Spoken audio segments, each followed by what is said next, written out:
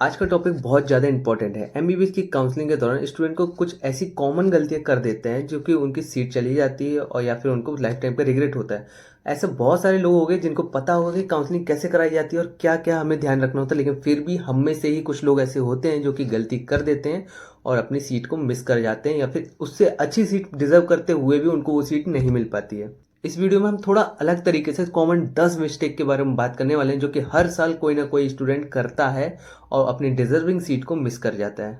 दो चार मिस्टेक तो तुम जानते हो, लेकिन कुछ ऐसे मिस्टेक के बारे में अपन डिस्कस करने वाले हैं जो कि बहुत ज्यादा रेयर होता है और हो सकता है तुम वो गलती कर रहे हो। मिस्टेक नंबर 1 है कि काउंसलिंग प्रोसेस को बहुत ज्यादा लाइट लेते हैं। देखो, थोड़ा सा बकवास सा मिस्टेक है, लेकिन बहुत सारे लोग, हम में से ही तुम भी जानते हो कि ऐसे लोग होते हैं जो कुछ गलतियां कर देते हैं। बहुत सारे स्टूडेंट को लगता है कि बस नीट तो एग्जाम निकल गया अब, लेकिन काउंसलिंग ही बराबर सा इंपॉर्टेंट होता है।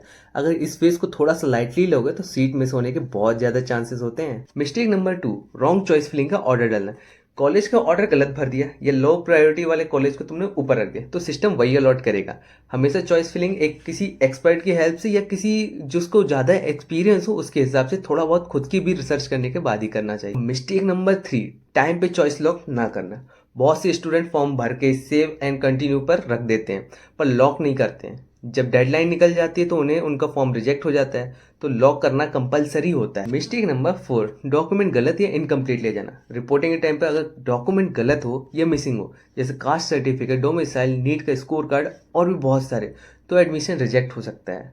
हर डॉक्यूमेंट का ओरिजिनल और 2 से 3 सेट जरूर करके जाना चाहिए। मिस्टेक नंबर 5, बहुत सारे स्टूडेंट को सिर्फ ऑल इंडिया कोटा काउंसलिंग भरते हैं और स्टेट कोटा को इग्नोर कर देते हैं।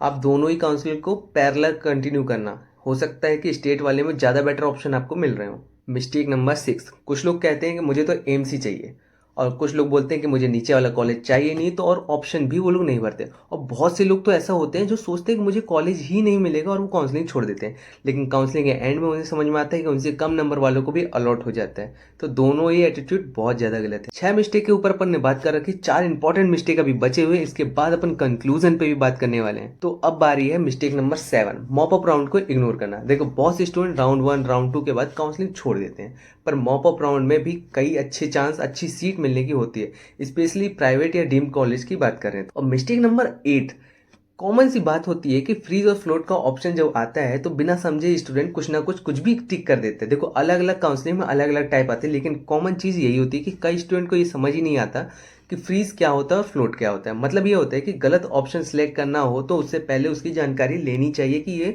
ऑप्शन क्या है, क्योंकि फ्रीज का मतलब ये होता है कि तुम्हें जो सीट अलॉट हुई हो तुम उस सीट को ले लो और या फिर वही सीट तुम्हारी रहेगी। और फ्लोट के मीनिंग ये है कि तुम्हारे हाथ में वो सीट होते हुए तुम उससे बेटर ऑप्शन तुम ट्राई करना चाहते हो। एक छोटी सी टिप्स देना चाहूंगा कि कोई भी ऑप्शन को क्लिक करने से पहले एक बार गूगल जरूर करके देख लेना या किसी एक्सपर्ट या किसी एक्सपीरियंस से बात जरूर कर लेना। हाँ, अगर वीडियो पसंद आए तो लाइक करना मत भूलो और सब्सक्राइब किए बिना तो मत ही जाना। आप अपन चलते हैं मिस्टेक नंबर 9 पे। मिस्टेक नंबर 9 में ये है कि फीस और बॉन्ड डिटेल को चेक किए बिना ही एडमिशन ले लेना।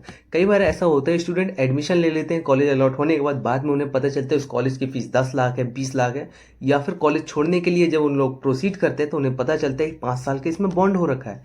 5 साल के बॉन्ड को कंप्लीट करने के लिए अपन को कुछ और पेमेंट करना पड़ेगा, तो ये सारी चीजें पहले क्लियर कर लो, उसके बाद ही एडमिशन लेना। अब कंक्लूजन में पहुंचने से पहले मिस्टेक नंबर 10 की अगर अपन बात करें तो इंटरनेट कैफे वाले से फॉर्म भरवाने से पहले थोड़ा सा उनसे रिसर्च कर लें, थोड़ी बातचीत कर लें, क्या आपने पहले कभी फॉर्म भरा है या नहीं। कई स्टूडेंट क्या होता है, साइबर कैफे के पास चले जाते हैं, जिसको थोड़ा बहुत भी नॉलेज नहीं होता, वो बस स्टेप बाय स्टेप प्रोसीड करते जाता है। तो क्या होता है, अननोन से काउंसलिंग फॉर्म भरवा तो लेते हैं और उसमें गलती हो जाती है। आप खुद से सीखो, समझो, या किसी ट्रस्टेड मेंटर से हेल्प लो या फिर किसी एक्सपीरियंस या फिर बड़े भाई बहन से बात करो। इन सारी चीज को छोड़ते हुए जिसको एमबीबीएस की सीट चाहिए वो लाइक जरूर कर देना। अगर लाइक नहीं करते तो भाई देख लो।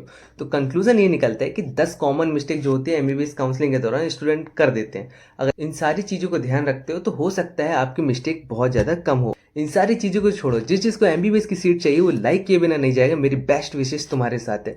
और counselling is not just a formality, it is your gateway to medical career. इसलिए अलर्ट रहो, अवेयर रहो और सही के साथ चलो। अगर आपको ये वीडियो पसंद आई है, हेल्पफुल लगी है, तो लाइक, सब्सक्राइब और कमेंट जरूर करके आना कि भैया हाँ वीडियो पसंद आई। तब तक के लिए take care and bye bye.